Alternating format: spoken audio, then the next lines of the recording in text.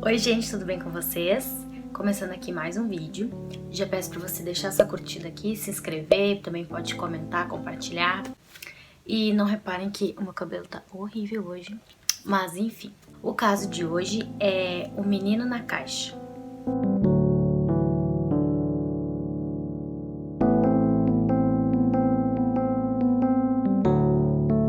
Esse caso aconteceu no dia 25 de fevereiro de 1957, na Filadélfia, enquanto um homem que passava na beira de uma rodovia, tinha um matagal ali e tinha uma caixa de papelão, onde dizia que dentro havia um produto frágil. Quando ele foi ver o que tinha dentro, ele pensou que era um boneco ou um manequim, mas na verdade era o corpo de uma criança. Ele demorou mais ou menos um dia até chamar a polícia, mas após chamar, a polícia foi até o local e, segundo eles, o corpo era de um menino com idade entre 4 e 6 anos. Ele estava nu, enrolado em um cobertor e tinha os cabelos recentemente cortados e ainda tinha tufos de cabelo assim no corpo. Ele também estava muito desnutrido, ele tinha sinais de cirurgias na virilha e no tornozelo, tinha uma cicatriz assim no queixo, além de muitos outros hematomas. A polícia começou a investigação tentando ao menos identificar a criança. Primeiro, eles procuraram nas listas de desaparecidos crianças que tivessem características semelhantes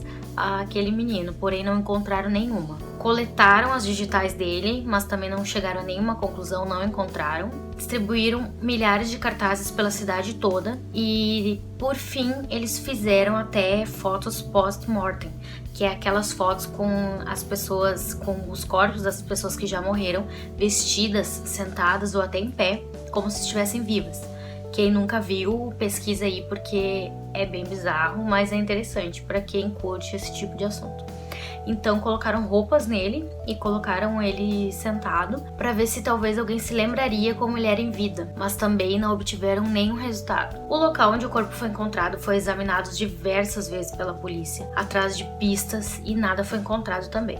Descobriram que aquela caixa de papelão era originalmente de um berço que era vendido numa rede de lojas de departamento. A loja até passou algumas informações daquele berço, né, para que eles pudessem talvez achar quem comprou, mas essas informações não foram suficientes para chegar realmente até a pessoa. O resultado da autópsia feita no corpo determinou como causa da morte um trauma grave na cabeça e, além disso, foi encontrada uma substância escura no estômago dele. Aí, o menino, ainda sem identificação, acabou sendo enterrado em um cemitério público. Em 1998, o corpo foi exumado para extração do DNA e foi novamente enterrado em um cemitério lá da Filadélfia. Tanto o caixão quanto a lápide, tudo foi pago pelo filho do homem que enterrou o corpo pela primeira vez, também voluntariamente. Na lápide foi escrito: Pai Celestial, abençoe esse garoto desconhecido. Ao longo dos anos surgiram algumas teorias sobre esse caso. A primeira delas é que ele seria Steven Damon, que foi um garoto que desapareceu em Nova Jersey durante o Halloween de 1955. Enquanto a mãe dele entrou no supermercado, ela deixou ele e a irmã do lado de fora. Quando ela retornou, eles não estavam mais. A irmã dele, a Pamela, ela foi encontrada a um quarteirão de distância e ele não foi encontrado. Ele teria aproximadamente a mesma idade e as mesmas cores de cabelo e olhos do menino na caixa. Também teria uma cicatriz no queixo. Porém, o Steven Damon teria quebrado o braço e o menino da caixa não. Finalmente, em 1998, o teste de DNA que foi feito com a exumação do corpo confirmou que o garoto na caixa não era o Steven Damon, que até hoje não foi encontrado. Uma outra teoria surgiu em 1961, quando o casal foi preso pela morte da sua filha, que foi encontrada na floresta, enrolada num cobertor, também desnutrida e morta por abusos, então bem semelhante a esse caso.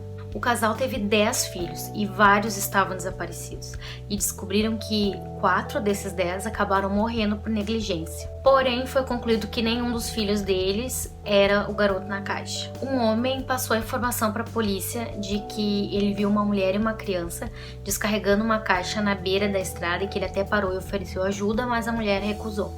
Em fevereiro de 2002, veio uma nova informação de um consultório de um psiquiatra. Ele ligou falando em nome da paciente dele, que queria se identificar apenas como Amy. Durante a entrevista com o psiquiatra, que durou cerca de 3 horas, ela contou sobre a infância dela.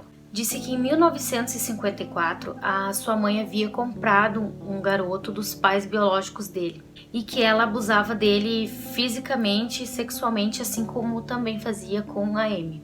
Segundo ela, ele se chamava Jonathan. Ela então detalhou os últimos momentos de vida do garoto. Disse que ele comeu feijões na sua última refeição e ele passou mal e acabou vomitando, o que deixou a mãe muito brava, e ela desferiu vários golpes na cabeça dele que caiu inconsciente.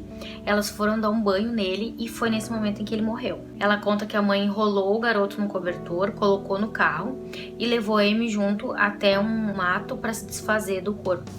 E ela contou, inclusive, que um homem passou na estrada, viu elas, até ofereceu ajuda e elas se afastaram. Essa história que ela contou parecia coincidir com a história que o homem contou à polícia. Bom, apesar dessa história coerente da Amy, a polícia nunca conseguiu determinar se era verdadeira ou não a história. Primeiro porque ela tinha histórico de doença mental. E outra porque os vizinhos ali delas na época disseram que não tinha nenhuma probabilidade de morar um menino junto com ela. Teve um investigador que não desistiu do caso.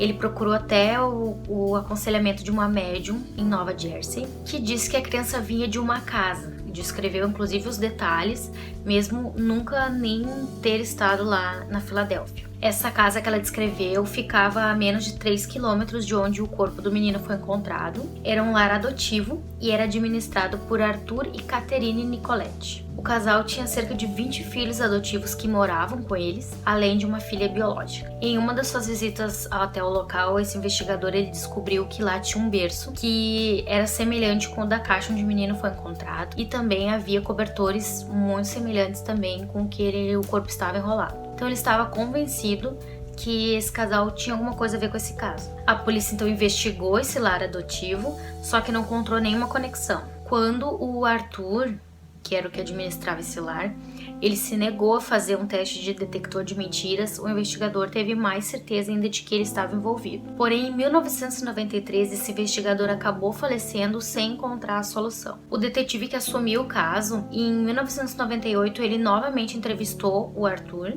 e mais uma vez ele não encontrou nada que conectasse o casal ou o lar adotivo ao crime. Em março de 2016, o Centro Nacional para Crianças Desaparecidas e Exploradas criou uma reconstrução facial forense da criança.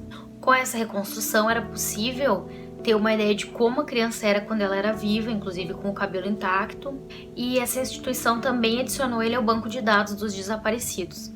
Porém, essa história, infelizmente, nunca teve um final. Então, até hoje, a identidade e a história desse menino ainda são desconhecidas, né? Infelizmente, esse caso não teve uma solução e fica aí mais esse mistério. Conta pra mim aqui nos comentários o que você acha que aconteceu.